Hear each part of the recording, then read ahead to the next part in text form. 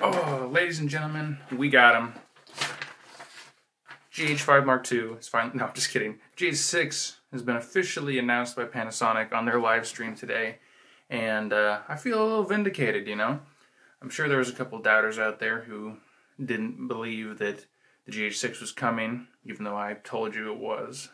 I'm sure there's people out there who didn't think that the, big brother to the Leica 10-25, one of my favorite, probably my favorite lens for the system, or at least my most used for the system. Probably didn't think that was coming either. But guess what? We've got GH5 Mark II news, we've got GH5S news, we've got GH6 news, and we've got that new lens Panasonic talked about. No word on the primes that they suggested were coming, or that were leaked that they were coming, or rumored, or whatever. But we do have that big brother lens. So let's start out with the boring stuff first. Yeah, and that's the GH5 Mark II, which is not as boring as people think. So it is a pretty minor upgrade, let's be honest, but the price is decent enough, and the biggest thing that stood out to me was 4K 60 at 10-bit. If you've ever used 4K 60 on the GH5, you know that Vlog doesn't really work. I mean, it's got the 8-bit color profile and all this stuff. But the GH5 Mark II also has a bunch of new color profiles from the S-line cameras like the S5 I'm shooting on here, which has Cine D and V version 2, which are better and improved. I never used Cine D on the GH5 or GH4, just because it looked kind of strange. But on the GH5 Mark II, it's got the new and improved Cine D V2. Yeah. And so I use that a lot for weddings and things like that because it's a good blend between a natural color profile and the better dynamic range of Vlog, which is pretty useful. So, good stuff. And some other stuff from the GH5 Mark II is going to be introduced in firmware, but it's going to have some really great live streaming features apparently. And also the red border around the record screen that my buddy Griffin mentioned. Shout out to Griffin here.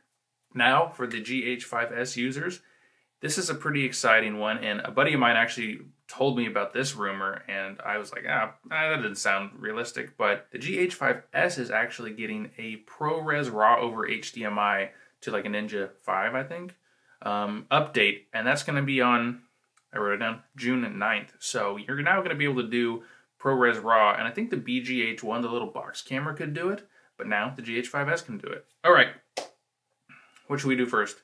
Lens or GH6? Let's do the lens because I feel like this is the one I was the most correct on, even though I strayed a little bit in my hope. But yeah, the new lens Panasonic announced is the big brother to the 10-25. I made at least 6 videos mentioning it, and me and the hybrid shooter are the only 2 people I really saw talking about it.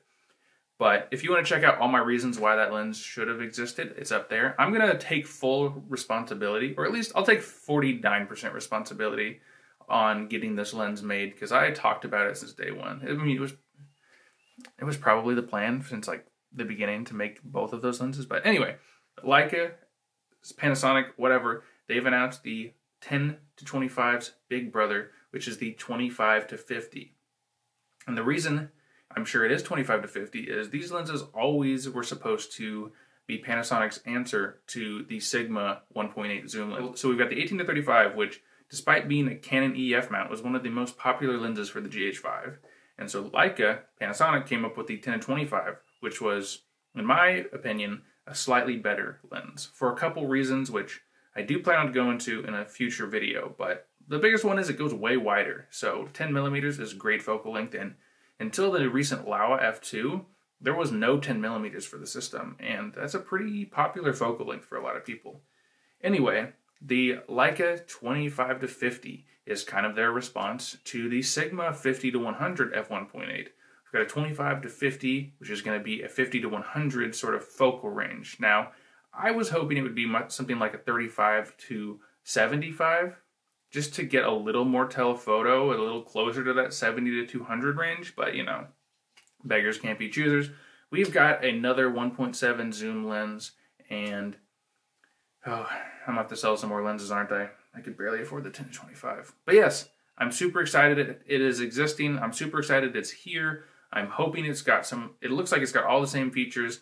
The clutch is not enabled in the picture they released, so it's hard to say whether it's hard to say what the minimum focus is going to be on this lens, but it is going to hopefully be just as good as the 10-25, which honestly had some really impressive minimum focus distances, considering it's a zoom, considering it's 1.7. And so despite some of the issues I had with that lens, I really, really, really like it, and I'm probably going to have to get this lens. Post down in the comments, how much do you think this thing's going to be? Because I think, what was it, $1,800 for the 10-25, so maybe we're looking at $2,200 or something, 25. That got us wedding season. Anyway, now for the headline GH6 news. Am I dark? Am I too dark? Oh well. So now for the headline news, we've got official confirmation on the GH6. I knew it. I was going to make a video at the time, but I really didn't think I should or shouldn't comment on that since well, we won't go into why I shouldn't comment on it. But yes, the GH6, I was pretty sure Panasonic was releasing multiple bodies this year, or at least multiple bodies in the GH next generation. And the reason for that is the S line. We've got the S1, S1R, S1H, S5. You know, they all do different things. And even in the last generation, we had the GH5 and the GH5S. And so Panasonic has been a pretty big fan of releasing sometimes little iterations, sometimes big jumps, sometimes 2 or 3 cameras in the same series that are specialized for different things. And so the GH5 Mark II, the GH6, I wouldn't even be surprised if they release more cameras like a GH6S or a GH6R for resolution with that 40 megapixel sensor to do, you know, better pictures and things like that. Anyway, so again, I was right. GH6 is coming. They're using the new battery. Almost surely that comes with the S5. So if you want to check out that video, that's you know what to do. So GH6 features revealed so far. What do we have? First one, I got a piece of paper here because, you know, ultra high tech. Nice fill light too, you know. First feature, 422 10-bit 4K 60. Pretty nice. Even if that's uncropped, which I have to assume it is, even the S1H can't do that. The Panasonic's $4,000 full-frame camera, all of those S-line and 4K 60 have a APS-C crop. And so the GH6 with no additional crop, you could potentially, and in fact pretty feasibly, get a wider field of view on the GH6 with a speed booster than you could with the $4,000 S1H, which is something to think about. Next is, you know, I talked about this in my videos too, but I thought 4K 120 was kind of like a bare minimum, and that's what we're getting. We're getting in high frame rate modes, 10-bit 4K 120, which is, it's pretty good. I mean, I don't think I would use it that much, but it has been one of those things where if with the GH5 doing creative things, short films and things like that, the 4K 60 8-bit has been really the limiting factor of that camera, because I have to either not do slow motion or do slow motion in 8-bit or do slow motion in 1080p, which I can get 10-bit in 4K 60 1080p. And so having 4K 60 10-bit, having some form of 4K 120 10-bit is super cool. And the next one, I don't know if this is to an external I don't know if this next one is for like an external recorder or something. Didn't say it was, but that would be 10-bit 5.7K 60. And so you can actually get almost 6K 60 frames a second, which is pretty crazy. Sounds to me like maybe that's an anamorphic mode, or I don't know. I'm interested to see more on the 5.7K stuff, because I really don't even use 4K that much. And so I really didn't want the GH6 to do 8K, by the way. When they announced it was going to focus on mostly really great quality 4K, I was pretty happy, because it's not the resolution that's holding the GH5 back these days for me. It's some of the codecs, some of the color profiles, and some of the frame rate and color depth options, right? And so I wanted more frame rate, more bits, you know, more whatever, and better color profiles. And so we've got a lot of that in the GH5 Mark II already. And so I can't even imagine how much better the GH6 is going to be. it's really going to be a workmanlike camera. It's not trying to show off. It's not trying to do hyper revolutionary things. It's doing what the GH4 to the GH5 did, which is going to be a step up, like a full step up, not like a little step, but like a full step up or two in pretty much every category, it seems like. But no one single spec is probably going to be revolutionary. It's going to be the entire package coming together that's going to be that revolutionary thing.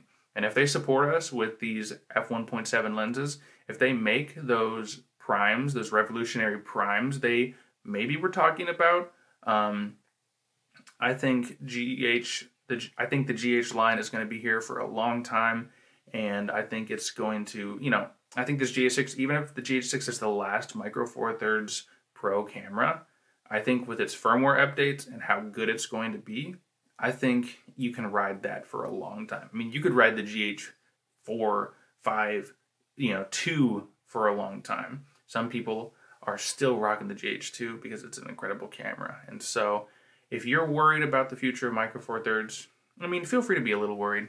That's fine. It's a really volatile market these days for mirrorless cameras in general. But I think you got nothing to worry about for, I think you're safe for the next 5 years at least, because, even when the GH6 comes out, I don't think I'm getting rid of my, anyway, you know what I'm talking about. Anyway, guys, you are now forcibly obligated to hit that like button, to comment, to also subscribe. If you ever doubted me, or if you believed in me and haven't subscribed yet, I've basically become the Nostradamus of Panasonic cameras and lenses. So pressure's on, but you can probably just assume I'm going to be right at pretty much guessing everything in the future. So now all we got to do is wait to see if my prime lenses guess of those, F1 primes comes true. That would be pretty cool. So anyway, thank you guys for watching. Thank you guys for sticking with me. Thank you guys for those especially who believed in me, and also those who disagreed with me or doubted me at any point. So I really hope that this video was entertaining. Hopefully I got almost all of the main topics covered in this announcement. But yeah, pretty exciting stuff, and I will see you guys in the next video. How was the autofocus today? I hope it was good. The lighting was bad, I know that much, but